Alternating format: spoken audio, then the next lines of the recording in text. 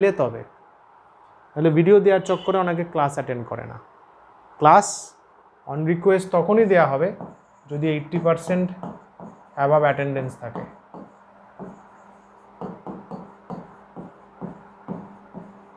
On request, কোনো কারণে কোনো মিস গেল বা রিভিশনে ইস্যু হচ্ছে তখন, কিন্তু গ্রুপে ওরকমভাবে ভিডিও অ্যাক্সেস আর দেওয়া হবে না। ঠিক আছে, চল এইটা ইম্পর্টেন্ট। আগেগুলো তো টেকনিক্যাল বিষয় হলো, এটা ইম্পর্টেন্ট। এরপরে দুটো স্লাইড ইম্পর্টেন্ট, ভালো করে ফোকাস করবি, কারণ ক্লাস 12-এ উঠেছিস, তোর মনে হচ্ছে যে আবার সেই একই পড়া। মেন্টালিটিটা চেঞ্জ কর, বাদ দিয়ে দে ওই মেন্টালিটি, কোনো কাজে লাগবে না। এটা আমি আগেও বলেছিলাম ক্লাস 11-এ, তোমরা স্টুডেন্ট, তোমার কাজ ফাটিয়ে পড়াশোনা, ব্যাস। আমার কাজ টিচার ফাটিয়ে পড়ানো, চরম থেকে ভালো কন্টেন্ট দেওয়া, যেটা অল ইন্ডিয়া লেভেলে র্যাঙ্ক করতে গেলে কাজে লাগে। আমি সেটাই দেবো। ইনফ্যাক্ট যারা পড়ছিস তারা জানিস, করে দেখবি সেই লেভেল ম্যাচও করবে অবশ্যই, বুঝলি।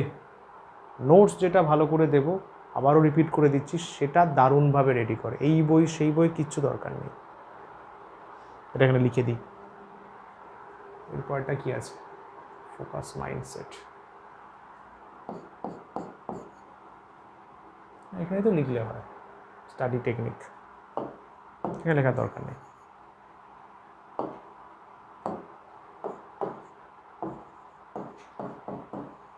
নোটস, ডিপিপি, নোটস থাকবে, ডিপিপি থাকবে, আর মাঝে মাঝে আমি কিছু অ্যাসাইনমেন্ট দেব। অ্যাসাইনমেন্ট ওটা মান্থলি বেসিসে থাকবে বা 20-25 দিন পর পর থাকবে, 10-12টা হাই লেভেল অঙ্ক। এইগুলোতে নোটস তো যা হয়ে গেছে, এইগুলোতে আমি HCV থেকেও কোয়েশ্চেন দেবো, HC ভার্মা, যেটা প্র্যাকটিক্যালি মনে করা হয় যে 11-12-এর ফিজিক্সের ভগবদ গীতা। HCV পড়া মানে সব পড়া। আমি বলবো না এটা ফাট করে কিনে নেয়, কিছু বুঝতে পারবি না।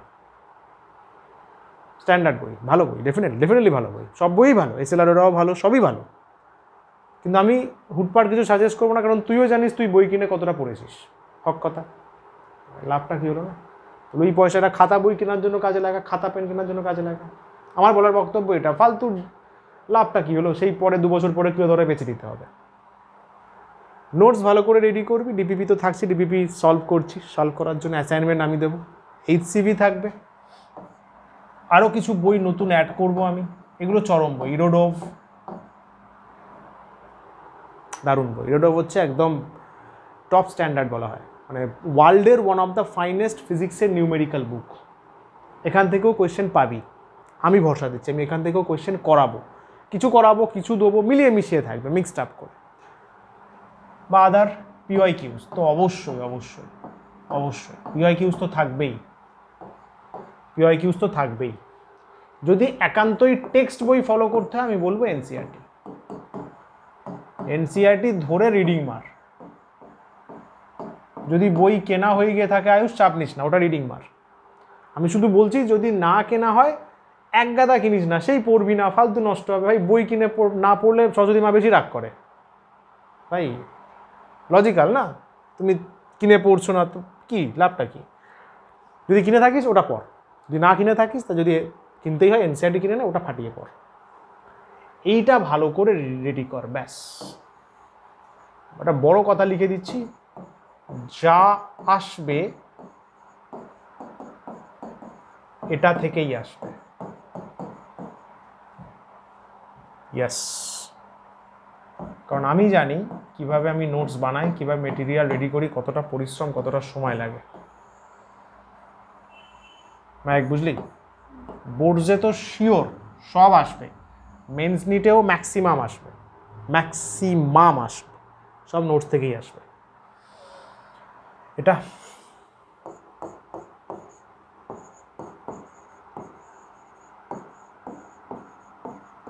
স্কুল তো এখন অফ আছে, আস্তে আস্তে স্কুল খুলবে, বাট খুললেও দেখবি বেশি দিন চলবে না, ফার্স্ট 3-4 মান্থস 5 মান্থস চলবে। তো চেষ্টা কর যাতে 8 to 9 আওয়ার্সের একটা স্লট বের করতে পারিস। স্কুল থাকলে দেখবি এটা অনেক কমে যাবে, 4-5 ঘন্টা হয়ে যাবে।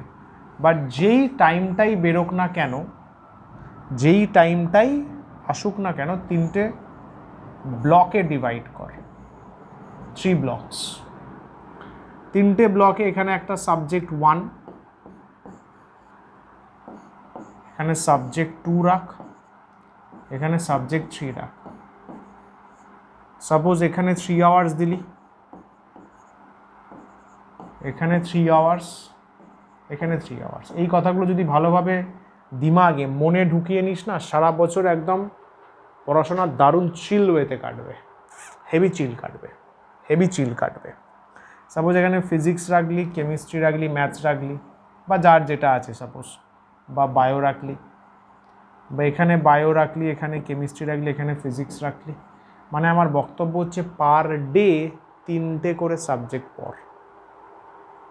যদি এখানে 3 ঘন্টা থাকে, 1 ঘন্টা 1 ঘন্টা করে পড়, কারণ এখন এক্সামের প্রেশার খুব একটা থাকবে না। কিন্তু তুই যদি 3টে ফ্লো রাখিস, ব্যাকলগ কম তৈরি হবে। আর স্টুডেন্ট কেরিয়ারে ব্যাকলগ ক্যান্সার। আমি জানি এই বছর কোনো ব্যাকলগ তৈরি তোদের হবে না, তোরা আগের থেকে আরও বেটার ওয়েতে পড়বি। এই প্যাটার্নটা ফলো কর, 3টে করে সাবজেক্ট পার ডে। আর অবশ্যই 4 নম্বর পয়েন্ট স্টার দেব, রিড অ্যান্ড রাইট। শুরু থেকে from starting Ayush, read and write. একবার নোটস বানাচ্ছিস মানে সেখানে কিন্তু অলরেডি রিড আর রাইট হয়ে যাচ্ছে। আর একবার লিখবি, আর একবার লিখবি, মনে থাকবে। তাতে যদি না মনে থাকে আর একবার লিখবি, তাতে না থাকলে আর একবার লিখবি। রিড অ্যান্ড রাইট, এদের মধ্যে কন্টিনিউ কোলাবোরেশন করবি। Read and right, continue collaboration তৈরি হবেই। 11-এ যেটা হয়নি 12-এ হবেই, আই অ্যাসিওর ইউ। রাইটিং মোডটা ছাড়বি না, স্যার সময় বেশি লাগে, লাগুক, ভুলে যা, সময় অনেক আছে, বুঝলি? সিলেবাস আমি অনেক আগে শেষ করে দেবো, আমি বলছি, কেমিস্ট্রিতেও ফিজিক্সেও সিলেবাস আগে শেষ করে দেবো, সময় পাবি।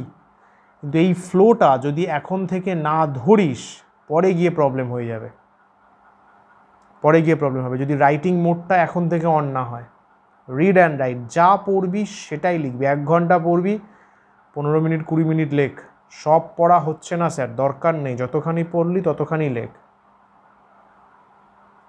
এখানে প্রত্যেকটা পার্ট থেকে কোয়েশ্চেন আসতে পারে, কোনো পার্ট ছেড়ে দেওয়ার জায়গা নেই। এটা স্কিপ করে অন্যটা পড়বো না, স্কোপ নয়, সব লিঙ্ক। ইসিএফ মিস করবি পরপর সব, ওই জন্য আমি দেখালাম ইলেকট্রোম্যাগনেটিজম, সব পরপর লিঙ্ক আছে। একটা ফর্মুলা ভুলে যাবি, পরের ফর্মুলা লিঙ্ক করতে পারবি না। অপটিক্সের আগে পর্যন্ত সব লিঙ্ক, আবার অপটিক্সের শুরু থেকে শেষ অবধি লিঙ্ক, মডার্ন ফিজিক্সের আবার শুরু থেকে শেষ অবধি লিঙ্ক। 1 কানেকশান লুজ, শেষ। পরপরগুলো ফর্মুলাগুলো ডাউট হতে স্টার্ট করবে। ওই জন্য রিড অ্যান্ড রাইট এটা মেনটেন করবি, স্ট্রিক্টলি মেনটেন ইট।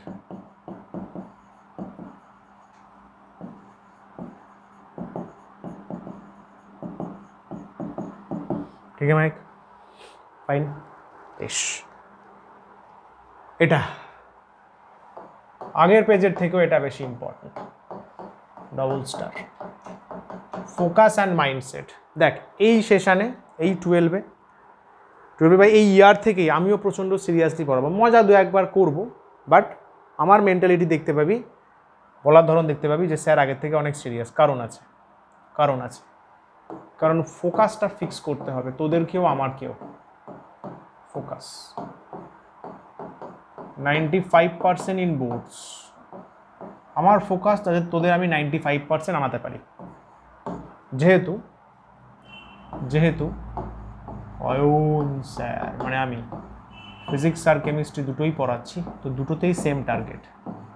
কেমিস্ট্রি ক্লাসেও সেম জিনিস বলবো, 95%। এই স্ট্রেট কাট ভাই, কোনো জল ভেজার কোনো গল্প নেই, স্ট্রেট কাট 95%। আর প্র্যাকটিক্যালি যেই আর নিট সিলেকশন চাই আমার।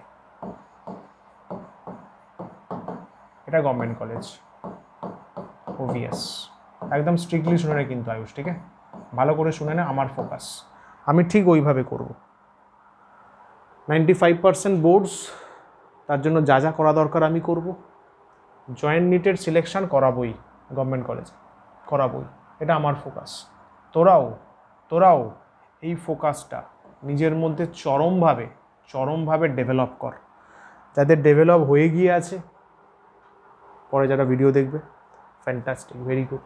যদি না থাকে কর, কারণ বাবু তোমরা স্টুডেন্ট, তোমাদের কাছে এখন প্রায়োরিটি ভালোভাবে পড়াশোনাটা করা, ব্যাস। কাজ 11 অনেকবার বলেছি, কাজকে প্রায়োরিটি দে, এবার লিটারালি দে।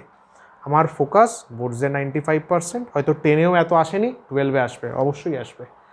বোর্ডসে এত, আর গভর্নমেন্ট কলেজ সিলেকশন, সেটা আইআইটি হোক এনআইটি হোক, দেখার দরকার নেই, আমার গভর্নমেন্ট কলেজ চাই। আইআইটি হলে তো ভালোই হবে, চল। নিটে এমস হলে তো ঝিঙ্গালালা, বাট মোটিভটা, ফোকাস থেকে সরবো না। সকালে উঠে always remind yourself your focus। আমাদের সমস্যাটা কী হয় বলতো ম্যাক, আমরা ফোকাসটা ভুলে যাই।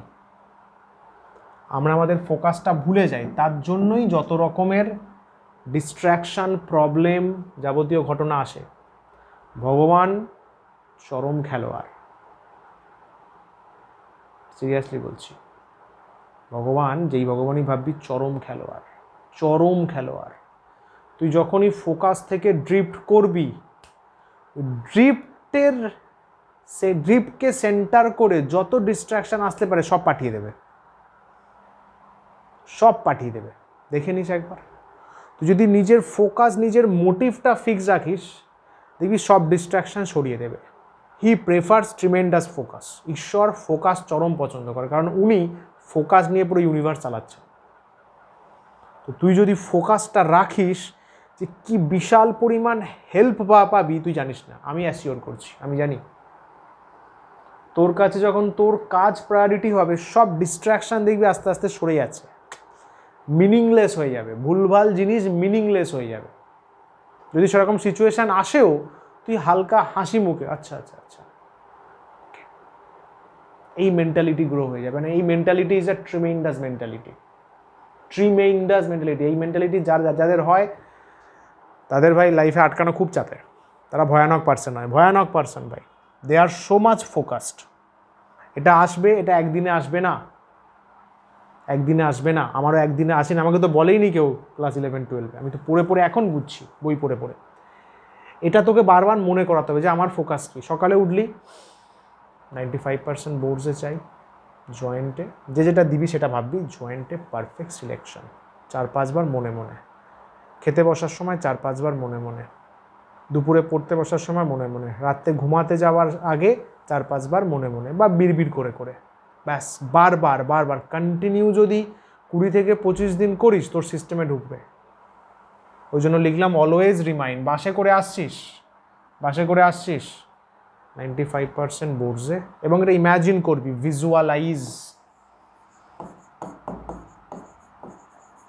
Visualise the result. ইয়েস, রেজাল্টটা ভিজুয়ালাইজ করবি। রিপোর্ট কার্ড 95% তোর নাম ফিজিক্সে, আর যারা কেমিস্ট্রি পড়িস আমার কাছে, ফিজিক্স কেমিস্ট্রি 95, 100-তে 95। আচ্ছা, আইআইটি র্যাঙ্ক কার্ড, একটু নেটে দেখে নিবি কেমন র্যাঙ্ক কার্ড হয়। Rank card 99.99%। ওকে, 99.99%। ভিজুয়ালাইজ করবি। এটাই বারবার রিমাইন্ড করানোর টেকনিক আয়ুষ। ভিজুয়ালাইজ 99.99% টোটাল, সব মিলিয়ে 99.99%। 99 বোর্ডসে, এটা 95, এটা 95। বাকি যদি অন্য সাবজেক্ট ভাবতে পারিস দেখে নিস, বাট আমি বলবো এটা ভিজুয়ালাইজ, এটা খুব ইম্পর্টেন্স দিয়ে করিস। ভাববি, বারবার ভিজুয়ালাইজ করে নিজেকে রিমাইন্ড করাবি। Visualise the result. Yes, ultimate রেজাল্টটাই ইম্যাজিন করবি। বুঝতে পারলি? তুই যেটা চাস, নিশ্চয়ই এটা চাস না যে রেজাল্ট খারাপ হোক। ডেফিনেটলি তুইও চাস না, আমিও চাই না। রেজাল্ট ভালো হলে তোরও ভালো লাগবে, আমারও ভালো লাগবে। বাস তুই ওটা ভিজুয়ালাইজ কর। 95% ফিজিক্স 95। আচ্ছা, প্র্যাকটিক্যালে 10-এ 30-এ 30, 70-তে 65, সাপোজ কথার কথা বলছি, বা 66। 95% অ্যাবাভ তো বেসিক্যালি 66। ভিজুয়ালাইজ কর, তাহলে সব মিলিয়ে 96। আচ্ছা, পার্সেন্টাইল বা নিটে র্যাঙ্ক ভালো গভর্নমেন্ট কলেজ তোর যেটা প্রেফারেবল, যেটা তুই ভেবেছিস, না ভাবলে এখন থেকে ভাব এইমস দিল্লি প্রমোটেড, বা কি বলে কাউন্সিলিং অ্যাট এইমস দিল্লি লেখা আছে। আচ্ছা, র্যাঙ্ক নিটের র্যাঙ্ক 3, নিটের র্যাঙ্ক সাপোজ এইমস টেমস পেতে গেলে অনেক কম র্যাঙ্ক লাগবে, সাপোজ ভাবলি এরকম যে নিট র্যাঙ্ক 620, চল ভাই 620 র্যাঙ্ক, ভিজুয়ালাইজ কর, ভিজুয়ালাইজেশনের চরম ক্ষমতা আছে, ভিজুয়ালাইজ কর।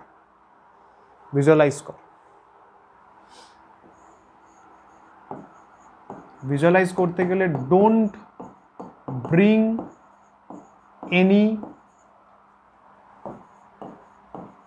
নেগেটিভ থটস, হবে না, আর এরকম পেতে পারবো, আমি তো পাইনি কোনোদিন, আমি তো ওটা ভাবতে বলিনি, আমি তো যেটা বলছি স্ট্রিক্টলি সেটা ফলো করো।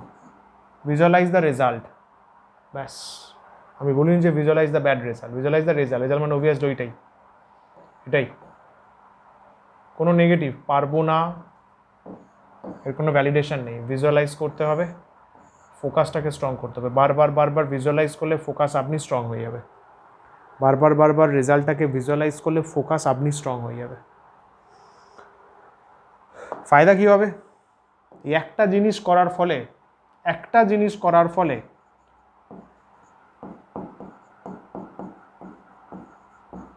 ডিস্ট্রাকশন 0 হয়ে যাবে, প্রোক্রাস্টিনেশন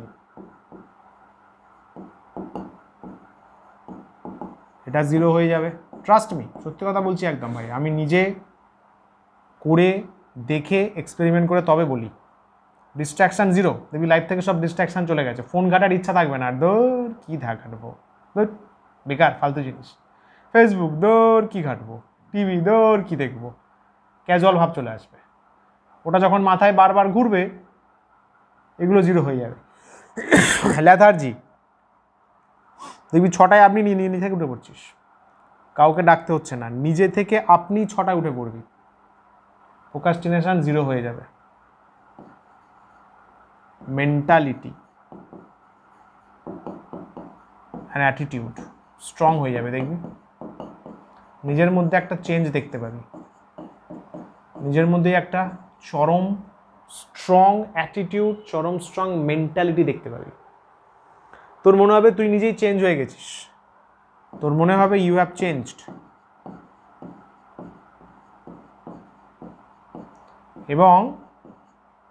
এবং মজার ব্যাপার কি জানিস, তোর মনে হবে তুই খুশি আছিস, অ্যান্ড আমি বলছি ইয়েস তুই খুশি আছিস। লাইফে যত স্টুডেন্ট লাইফে বলে না ডিপ্রেশন, যার জন্য সুইসাইডাল টেন্ডেন্সি হয় না, আরও অনেক কিছু হয়, এই ডিপ্রেশনের মেন কারণ যেটা এখনো অবধি কেউ জানতে পারলো না, ফোকাস। ডিপ্রেশন হওয়ার, ডিপ্রেশন বা যা বলবি স্টুডেন্ট লাইফে যা হয়, ভয়, ব্যাকলগস এক গাদা জমে গেছে, আদার্স যা বলবি যা চল সব এভরিথিং যা হতে পারে লাইফে প্রবলেম, সব কিছু একটার জন্যই হয়, যেটা আমি নিজে রিয়েলাইজ করেছি, ফোকাস। যখনই ফোকাস সরবে এইগুলো বাড়বে,